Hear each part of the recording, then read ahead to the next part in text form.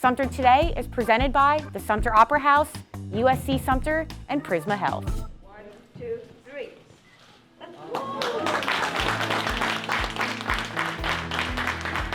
We're in historic Mayesville, South Carolina, which is the home of Mary McLeod Bethune, who went on to become a nationally known advocate for women, people of color, and for the education of children in all communities. And the reason we're here today is because the directors of the museum in Mayesville have asked the Finney family to donate a portrait of our father, my father, Ernest Finney Jr., who was the first African-American Chief Justice of the South Carolina Supreme Court. He served the court up until 2000 when he retired, and he had a very significant impact on South Carolina history and civil rights and the development of the law in this state. He moved from Virginia early when he was just a lad, maybe 10 years old. His dad was offered a job in Orangeburg at the college there. And so he and his dad came to South Carolina, and he graduated from high school in Orangeburg, then went to Claflin, became a lawyer in the state, and was very interested in changing the laws of South Carolina so that all people could have equal opportunities. And he became a civil rights lawyer. He helped students and sit-in demonstrators and people like that who were trying to change the laws in South Carolina. After about 10 or 12 years as a lawyer, he ran for the legislature and became a member of the House of Representatives.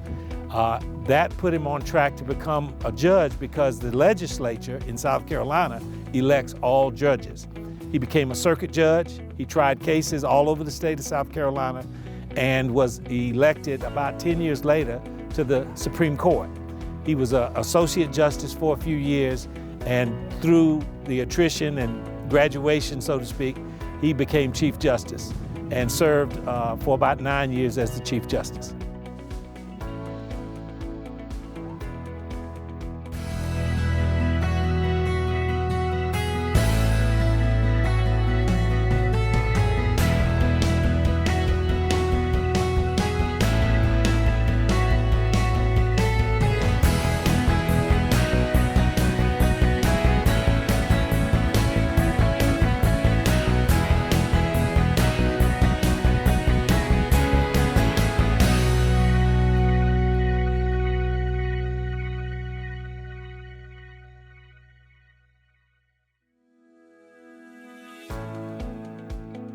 Well, it really is awesome, especially now that I've got children who are coming up and following in my footsteps, so to speak.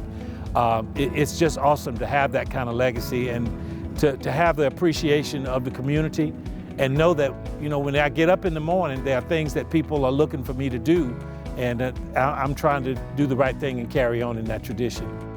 The portrait is a reflection of his position, but it's really nice to have all these people come together today who he touched and who he worked with and who benefited from his service.